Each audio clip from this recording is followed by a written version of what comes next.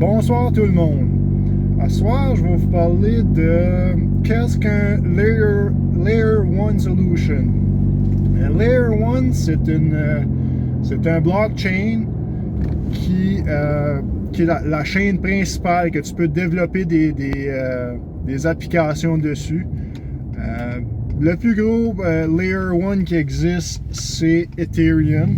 Techniquement, c'est Bitcoin. Bitcoin est un Layer 1, mais la blockchain n'est pas assez rapide pour développer des applications et beaucoup trop coûteuse à faire fonctionner. Donc, je vais dire que Ethereum est la plus grosse blockchain.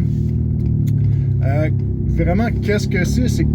C'est des réseaux qui sont validés par des nodes. Des nodes, c'est des ordinateurs qui résolvent des équations mathématiques pour forger la sécurité d'un blockchain.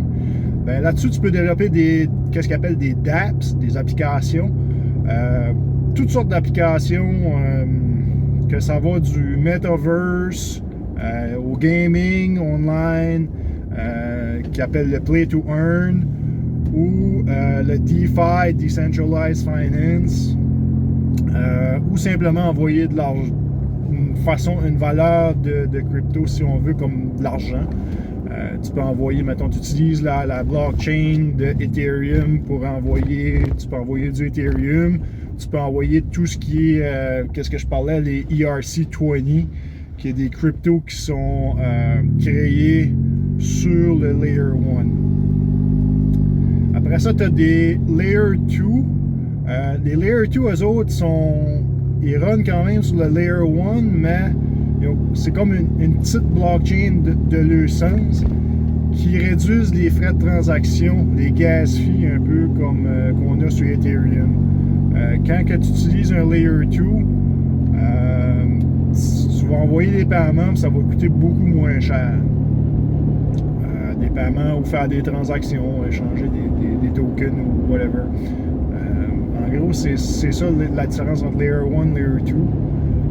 Layer 1 est beaucoup plus safe en général qu'un Layer 2 parce que tu ne dépends pas d'une autre compagnie qui run sur un autre blockchain.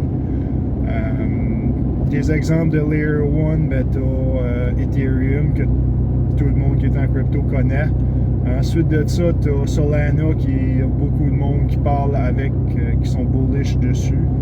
Tu as Avax Avalanche, qui est un autre gros Layer 1. Tu as XRP, qui est un Layer 1 aussi. Tu pourrais développer techniquement sur ça. Tu as Bitcoin, comme que j'ai dit, qui est un Layer 1.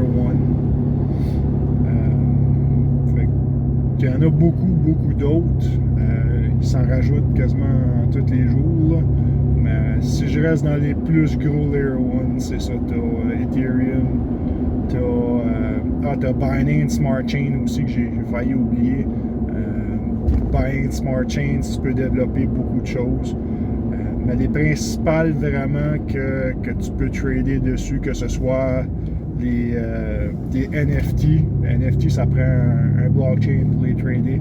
Souvent, quand ils sont créés, tu peux pas les interchanger de blockchain. Si tu as un NFT de Ethereum, ça va être dur de le transférer dans un autre blockchain. Tu peux aussi avoir qu'est-ce qu'ils appellent des wrap tokens. Tu peux prendre un token puis un peu l'envelopper, donner une apparence d'un token qui se trade sur un différent blockchain. Fait que comme ça, tu peux les transférer d'un blockchain à l'autre. Puis, en gros, c'est ça, une explication simple. Qu'est-ce qui est un Layer 1 puis un Layer 2 dans crypto. Donc, ça va être ça pour aujourd'hui. Si vous avez des questions, des commentaires, vous voulez profiter du Free Crypto, ben j'ai toujours mes liens affiliés que vous allez trouver sur mon site web, bigbrewcrypto.com, dans l'onglet promotion. J'ai ShakePay qui va vous donner 30$ si vous déposez votre premier 100$ et achetez votre premier 100$ de crypto. Ensuite de ça, j'ai crypto.com que vous avez juste besoin de sign up, remplir le KYC ça va automatiquement vous donner 25$ US en valeur en Chronos, qui est le blockchain de Crypto.com. Ensuite de ça, j'ai Coinly. Oui, Coinly est mon logiciel préféré que j'utilise pour faire mes crypto tax. J'utilise aussi Coinly pour calculer mes ROI. Ce qu'il y a de beau avec ça, c'est qu'il va chercher presque automatiquement toutes mes transactions de crypto.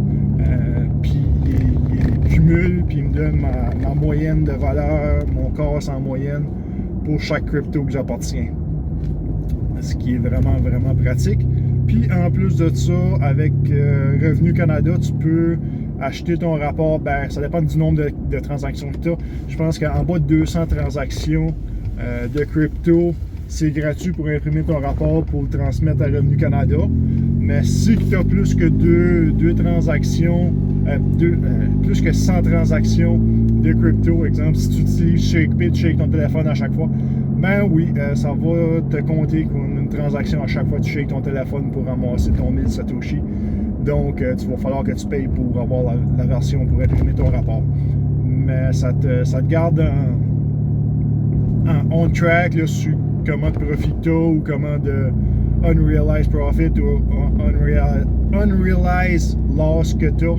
Donc, c'est le fun à avoir, cet outil-là, Coinly.